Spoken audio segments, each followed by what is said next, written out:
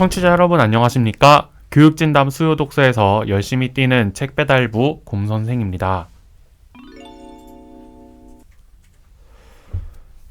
네, 청취자 여러분 한 주 동안 잘 지내셨는지 궁금합니다. 이게 3월 말이 됐는데도 아직 아침 저녁으로는 쌀쌀합니다. 이 다음 주 기상예보를 봤더니 여전히 아침에는 뭐 2도, 3도, 4도 이렇게 가리키는 날들이 좀 있더라고요. 그러다가도 이제 낮이 되면 낮 최고 기온은 14도, 15도씩 올라가는 이런 일교차가 굉장히 큰 날씨가 이어지고 있습니다. 건강에 유의하시고 또 봄맞이 잘 하시기를 기도드립니다. 이번 주에 청취자 여러분과 함께 읽어볼 책은 앞에 있는 요 책입니다. 정인경의 뉴턴의 무정한 세계라고 하는 책. 바로 청취자 여러분의 기억 속으로 책을 배달해 드리는 2분 퀵 서비스로 들어가 보겠습니다. 일제강점기에 나온 한국 소설들을 보면은 좀 가끔 이상한 구석이 있습니다. 뭐 사랑 얘기할 때도 있고, 뭐 일제에 항거하는 얘기를 할 때도 있고, 뭐 이렇게 좌절하는 얘기들을 할 때도 있고, 뭐 방황하는 얘기들을 할 때도 있고, 많은데 이 소설 줄거리와 연관된 이런저런 얘기들을 하다가 되게 뜬금없이 과학기술 얘기를 한 서너 페이지에 걸쳐서 쫙 하는 일이 있습니다. 이건 거리의 전등은 빛깔이 어떻고, 뭐 카페에 들어가 봤더니 뭐 트리가 막 반짝이고 있고, 뭐 이런 얘기라거나, 혹은 우리가 외국의 과학기술을 배워야 되는데 뭐 위대한 과학자들은 누구누구가 있고, 뭐 이런 얘기를 하다가 갑자기 사랑 얘기를 하는 이런 장면들을 우리가 가끔 볼 수가 있습니다. 과학과 기술에 관련해서 이제 좀 지나치리만치 상세하게 늘어나서 이게 무슨 말인가 싶을 때도 많고요. 또 지금 그러니까 2021년, 2022년에 우리의 입장에서 봤을 때는 맥락도 없어 보이고 근본도 없어 보이는 좀 그런 장면들이 있는데, 이런 생각을 한번 해보면 좋을 것 같습니다. 이 방송을 지금 보시는 학생 청취자 여러분이든 학부모 청취자 여러분이든 과학과 기술이라는 단어 앞에서 약간 주눅드는 것 같고, 이제 잘해야 될 것만 같고, 실제로 그렇죠. 특히 이제 상위권 학생들에게서는 당락을 가르는 아주 중요한 과목이니까요. 또 거기 이 과학 기술을 잘 모르면 시대에 뒤처지는 것만 같은 느낌이 들고, 4차 산업혁명이니 빅데이터니 하는 이런 얘기들을 들으면 말이죠. 이런 우리의 처지를 돌아보고 있으면 이 100년 전에도 그럴듯한 소설을 쓴 당대의 1급의 지식인들, 또 이게 우리처럼 약간 과학 앞에서 작아지는 그런 느낌을 극복하고자 이제 자기들이 쓰는 작품 안에다가 막 이상한 과학 얘기들을 막 넣고 이러지 않았나 하는 생각을 해봅니다. 그러면은 그때의 지식인들, 그리고 지금 우리에게 대체 과학이란 무엇이길래 이런 위치를 차지하게 되었나? 과학은 우리 사회로 어떻게 흘러 들어왔고, 어떻게 자리를 잡았길래 우리를 이토록 괴롭히는 것인가? 그런 걸 한번 알아볼 필요가 있겠습니다. 이광수, 염상섭, 이상, 박태원의 문학작품에서 이상하리만치 튀는 과학기술 설명하는 장면들을 뽑아 읽으면서 그 속에서 뉴턴, 다윈, 아인슈타인, 에디슨을 끄집어내는 굉장히 독특한 구성을 우리에게 선보이는 책, 정인경의 뉴턴의 무정한 세계라고 하는 책을 이번 주에 청취자 여러분과 함께 읽어보도록 하겠습니다. 이 책은 방금 말씀드린 것처럼 내용이라는 측면에 있어서는 이따 다시 말씀드리겠지만 흔히 접할 수 있는 내용? 그것보다 조금 더 심도 있는 내용들로 채워져 있긴 한데, 내용의 측면에 있어서는. 그래서 내용의 부분을 주목했을 때는 그렇게 특징적인 면을 찾기는 조금 있지만, 다른 책들에서도 많이 볼 수 있는 부분들도 있고, 그런데 저는 구성의 측면에서 대단히 독특하다라는 생각을 했습니다. 그 우리가 아는 그 소설들, 특히 일제 강점기에 쓰였던 소설들 안에서 이게 과학 얘기만 어디서 그렇게 쏙쏙 뽑아내셨는지 이 저자가 그 부분들을 딱 처음에 인용을 하고 그것과 관련된 이제 서양 과학사의 위대한 인물들, 제가 앞에서 말씀드린 그 네 사람에 관한 이야기, 뭐 거기에 더해서 그 비슷한 업적을 세우는데 공헌이 있는 다른 과학자들의 얘기, 이런 이야기를 쭉 하고, 그리고 그런 과학자들 그리고 그들이 만들어낸 과학과 기술이 어떤 방식으로 우리에게 영향을 미쳤나, 이런 식으로 이야기를 전개하다 보니까 그 다른 데서 흔히 접하실 수 있는 뭐 과학 얘기, 과학사 이야기, 또 그 과학자 이야기, 이런 것들이랑은 조금 다른 관점으로 이 과학이라는 주제를 바라보시게 될 거라는 생각이 듭니다. 그런 의미에서 꼼꼼하게 책을 읽으시는 청취자 여러분을 위해 핵심을 짚어드리는 이동보통 키워드 시간으로 넘어가 보면, 제가 이 책을 읽으면서 꼽은 키워드는 한국의 근대과학 기술입니다. 그러니까 이 모든 단어가 사실은 다 중요합니다. 한국의 근대과학 기술이라는 부분인데요. 제가 생각했을 때 이 키워드와 관련해서 이 책에서 주목해 볼 만한 부분은 두 가지라고 생각을 합니다. 앞에서 잠깐 설명을 드렸지만, 이 하나는 이 과학기술 혹은 과학기술적 지식의 상대화라고 하는 부분인데요. 이 100년 전 일제 강점기에도, 그리고 특히 학부모 청취자 여러분께서 이제 어린 시절을 보내셨던 우리나라가 고도 성장기, 그러니까 개발 도상국이었던 시절에도, 그리고 뭐 세계적인 반열의 선진국의 지위에 오른 지금에도 사실 과학기술이라고 하는 건 대단히 중요하죠. 그리고 이런 태도를 갖고 있었던 것 같습니다. 우리가 선망해야 할 대상, 우리가 이제 성취해야 할 목표 같은 것들로 과학기술 혹은 과학기술적 지식을 바라보는 것 같은데, 이런 어떤 선망하는 태도, 목표로 간주하는 이런 태도, 이런 거는 아마도 이 과학기술적 지식과 그 어떤 축적의 과정은 객관적이고 절대적이며 항상 옳다라는 사고 방식에서 출발하는 것 같아요. 자, 그런데 이 책은 이제 그렇지 않다. 그러니까 과학기술도 얼마든지 뭐 상대적이고 언제나 틀릴 수 있고 또 객관적이지 않다라고 하는 부분들을 많이 강조를 하고 있습니다. 그러니까 과학기술적 지식 또한 그 지식을 둘러싼 문화와 사회의 영향을 굉장히 강하게 받는 특정한 맥락 속에서 만들어진 지식이라는 점을 강조합니다. 그래서 앞에서 말씀드린 그 4명의 과학자, 뉴턴, 다윈, 아인슈타인, 에디슨을 다룰 때에도 이 사람들이 누구에게 영향을 받았고 누구와 경쟁을 했으며 그들이 극복하고자 하는 장벽은 무엇이었는지를 설명하는 데 대단히 많은 분량을 할애하고 있습니다. 그러니까 그 사람들이 어떤 업적을 이뤘고 이 사람이 연구한 내용은 무엇이고 라는 설명을 하는 과정에서, 그러니까 그 자체가 어떤 것이다 라는 걸 설명하기보다는 뭐 대적하는 사람은 누구였고 공동으로 연구하는 사람은 누구였고 이 사람이 연구를 하면서 어떤 어려움을 겪었고 그 어려움이 어떤 사회 문화적 요인에 의해서 만들어졌고, 이런 것들을 설명하는데 대단히 이제 충실한 그런 부분을 이 책에서 엿볼 수가 있습니다. 그래서 다른 과학사 책에서 볼 수 있는 내용보다는 조금 더 풍부하게 이 책을 보실 수 있을 거다, 이런 생각이 들고요. 주목해 볼 부분 나머지 하나는 이 그런 과학기술적 지식, 서양이라고 하는 지역, 그 특정한 맥락에서 만들어진 과학기술적 지식이 어떻게 우리 사회에 자리 잡게 되었는가를 알려주는 부분입니다. 이게 이제 이 책의 가치라고 저는 생각을 하는데, 이 책은 총 4장으로 구성이 되어 있습니다. 제가 앞에서 말씀드린 그 4소설가들의 그 소설 부분을 각각 인용하는 걸로 시작해서 앞에서 말씀드린 그 4명 과학자의 생애를 설명을 하고 얘네들의 발견이 우리나라에 어떻게 들어오게 되었는지를 설명하는 각각의 4장으로 구성이 되어 있습니다.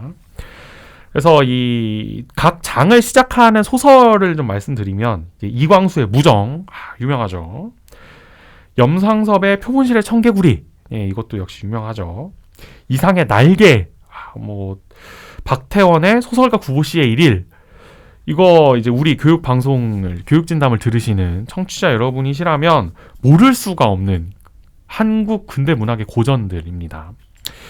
근데 이 저자 정인경 작가는 대체 이 고전들에서 과학 얘기가 갑자기 뜬금없이 나오는가, 이 부분에 주목을 하고 파고든 것이죠. 특히 이런 면, 그러니까 한국의 과학기술이 어떻게 자리 잡게 되었는가를 말해주는 부분은 특히 3장과 4장, 이상과 아인슈타인을 이어놓는 부분, 그리고 박태원과 에디슨을 연결해 놓은 부분, 이 두 장에서 굉장히 두드러집니다. 이제 4장의 내용은 이렇습니다. 이제 서양 과학기술계가 이제 전기의 원리와 발전, 송배전, 활용, 이런 것들을 연구한 끝에 이제 만들어 놓은, 축적한 굉장히 방대한 이 전기라고 하는 것에 관한 지식이 어떻게 이 조선이라고 하는 지역에 들어왔는가, 이걸 다루고 있는데, 이 전기라고 하는 거는 발명이 되고, 그리고 그런 기술들이 축적이 되고 나서 우리나라에도 굉장히 일찍 들어온 편이라고 합니다. 발전소와 전등을 이어주는 이 하나의 어떤 그 전기 사용 체계가 만들어진 지 한 2, 3년 안에 그 경성의 최초의 전기등이 들어오거든요. 그러니까 당연히 경복궁에 들어왔겠죠. 전화도 마찬가지고요. 이런 기술들이 이제 20, 30년 정도 지나서 이제 일제 식민지 시기의 경성의 모습을 이제 불야성, 그러니까 밤에도 불이 꺼지지 않고 24시간 환한 그런 풍경으로 바꿔놓는 데 성공을 한 것이죠. 그래서 박태원은 이제 자기 소설가 구보씨의 일일에서 그 불야성을 굉장히 길게 묘사를 합니다. 사실 이거는 이 소설 박태원이라는 당대의 지식인이자 소설가인 사람이 그 전기라고 하는 기술, 그 기술이 만들어 놓은 풍경에서 얼마나 경이로움을 느꼈는가, 이런 것들을 엿볼 수 있는 장면이죠. 하지만 이제 이 책에 따르면 그 과정은 결코 공평하지 않았다라는 겁니다. 식민지 권력이 세운 최초이자 최대 규모의 수력발전소가 있습니다. 일제가 세운 함경북도에 세운 수력발전소인데, 이 전기는 오로지 일본이 세운 비료공장에서만 쓰일 수 있도록 만들어졌다고 합니다. 이게 이제 그런 전기가 불공평하게 배분되었다라는 걸 보여주는 가장 좋은 증거라고 이 책이 이야기를 하고 있고요. 또 서양에서 현대 물리학이 이 아인슈타인의 상대성 이론과 닐스 보어의 양자역학이라고 하는 이 두 축, 그러니까 굉장히 눈부신 성과였죠. 그러니까 근대적인 패러다임, 그러니까 그 뉴턴이라고 하는 패러다임을 완전히 뒤집어버린 이 두 가지 이론적인 성과를 통해서 눈부신 어떤 발전을 하는 동안, 일본은 이 두 가지 영역을 연구하는 주요 연구소에 그 국비 유학생들을 파견을 해서 이 두 가지 이론적 성과, 물리학의 발전을 굉장히 빠르게 따라잡습니다. 그래서 그 결과 일본의 최초의 노벨상 수상자는 일본인입니다. 그것도 물리학상을 받은 일본인이거든요. 1949년에 받았습니다.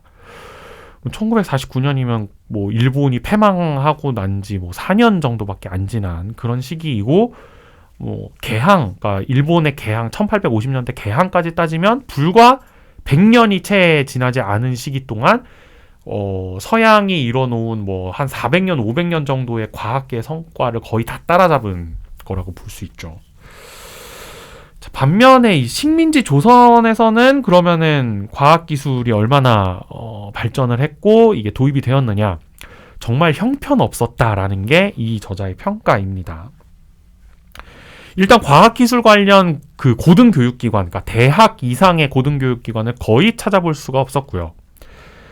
이 조선이라는 문화 공동체 안에서 최고 수준의 지식인, 그러니까 정말 천재라고 부를 만한 인물이었던 이 이상, 그 이상이 어떤 일을 했는가, 그러니까 그 문화권 안에서 천재라는 소리를 듣는 사람이 서양에서는 뭐 아인슈타인이 돼가지고 뭐 세계 전체를 뒤집어 놓는 일대 혁명적 발견을 하고 전 세계적인 유명세를 타고 전 세계 강연을 돌아다니고 이 정도의 지위를 획득했고, 일본에서도 마찬가지로 1940년대가 되면은 그 시대의 최고의 천재는 노벨 물리학상을 타는 성과를 이루어냈는데, 자, 반면에 조선 공동체의 최고의 천재였던 이상은 뭘 했느냐면 건축 실무 기술자였습니다. 이거 그 몇 주 전에 제가 다뤘던 경성의 건축가들이라는 책에서 한번 말씀드린 적이 있는데, 경성고등공업학교, 경성고공이라는 그 건축 실무자들을 양성하는 학교를 졸업해서 이제 조선 총독부 이제 건축과 말단 관리로 들어가서 일을 했던 게 이상의 어떤 그 공식적인 커리어의 전부거든요. 각 문화권에서 가장 천재로 불리웠던 인물들의 삶을 비교해보면 참 비교가 많이 되죠. 한쪽은 세계 최고의 과학자, 한쪽은 노벨 물리학상 수상자, 한쪽은 서울시청 건축과 공무원. 좀 그렇습니다. 자, 또 이런 것도 있습니다. 1945년 해방 직전까지 그럴듯한 학술지에 논문을 내고 활동하던 조선인 물리학자는 딱 4명이었다라고 합니다. 비슷한 시기에 일본의 경우에는 우리가 식민지를 겪고 있었던 시기에 일본의 이제 최초의 그 일본 물리학회라는 게 만들어지거든요. 그 일본 물리학회 회원만 1000명이 넘었다라고 해요. 정말 엄청난 격차입니다. 이러면서도 사실 이제 우리가 역사 시간에 다 배우는 것처럼 일본은 그러니까 일본과 조선을 포함한 식민지인들은 하나다, 우리는 전부 다 하나의 국가다라고 하는 내선 일체를 굉장히 앞에 내세웠죠. 하지만 실제 모습은 그런 식으로 굉장히 차별적인 모습을 띠고 있었다라고 하는 겁니다. 이런 내용들을 이 책에서 다루고 있습니다. 그래서 이런 측면에서 보면 이 과학이라고 하는 것은 우리나라 문화에서 어떤 의미를 가지느냐, 1800년대 후반 이후 우리나라, 그러니까 우리 조선 혹은 한국이라고 하는 이 문화 공동체에 가해진 여러 가지 폭력의 양상 중에 하나로 볼 수 있지 않겠냐라고 하는 게 이제 이 책이 시사해주는 바입니다. 앞에서 제가 말씀드린 것처럼 뭐 객관적이고 절대적이고 항상 옳은 지식이라고 하기엔 그 수용과 확산이 우리나라 문화권 안에서 너무 부자연스럽게 이루어진 측면이 있기 때문이죠. 그래서 우리가 청취자 여러분께서, 저도 마찬가지로 우리가 과학에 관해서 갖고 있는 두려움이라고 하는 그 어떤 굉장히 독특한 감정은 어쩌면 이런 어떤 수용과 확산 과정에서 있었던 폭력 때문이 아닐까, 이런 생각을 하게 만드는 책이 바로 이 뉴턴의 무정한 세계라고 하는 책입니다. 네, 이렇게 이종보통 키워드, 한국의 근대 과학기술이라고 하는 부분을 한번 살펴보았고요. 이 책을 재미있게 읽으셨다면 더 재미있게 읽으실 콘텐츠를 추천해드리는 이제 아이랑 투게더 시간으로 넘어가 보겠습니다. 제가 이 책과 함께 읽으면 좋겠다라는 생각이 든 책은 박태호라고 하는 작가의 오답이라는 해답입니다. 박태호 작가는 이제 전북대학교에서 일하는 그 과학기술사 연구자입니다. 특히 한국과학기술사에 대단히 관심이 많고 뭐 관련 책도 몇 권 낸 전문 연구자이고요. 네, 이 작가가 그 일간지에 연재했던 내용을 묶어서 책으로 낸 것인데, 이 한국의 과학기술이라고 하는 요 책이 다루는 테마를 좀 더 이제 넓은 범위에서, 하지만 그 각 주제에 관해서는 좀 더 얕게, 예를 들어서 한국에는 뭐 전기가 들어오면서 어떤 일이 있었나, 예를 들어서 옛날에 전신이라고 하는 게 처음 들어왔을 때는 왕이 내리는 전신은 뭐 신하들이 무릎을 꿇으면서 받았다라든가, 뭐 이런 좀 재밌는 에피소드들, 그런 에피소드들을 위주로 한국의 과학기술사라고 하는 것을 좀 낮고 넓고 얕게 바라볼 수 있는 시각을 제공하는 책이라고 생각해서 오늘 이 책과 함께 박태호의 오답이라는 해답이라는 책을 추천을 드립니다. 네, 이렇게 오늘 정인경의 뉴턴의 무정한 세계라고 하는 책 소개해드렸고요. 다음 주에 청취자 여러분과 함께 읽을 책은 아마 다들 아실 겁니다. 수신지의 웹툰 며느라기입니다. 웹툰의 형식이라는 측면에서는 인스타툰이라고 하는 어떤 새로운 지평을 열어젖힌 작품이고, 그 내용의 측면에서는 결혼이라는 사회제도의 굉장히 복잡다단한 일면을 아주 내밀하게 잘 그려낸 수작이라는 평가를 듣는 작품이죠. 그래서 다음 시간에는 수신지의 며느라기 한번 청취자 여러분과 함께 읽어보도록 하겠습니다. 교육진담 소요독서 코너는 청취자 여러분과 함께 책을 가볍게 하지만 꼼꼼하게 읽어나가는 방송입니다. 여러분의 손길에서 책장을 넘기는 소리의 숫자만큼 댓글, 좋아요, 구독하기, 알람 설정, 링크 공유 부탁드립니다. 감사합니다.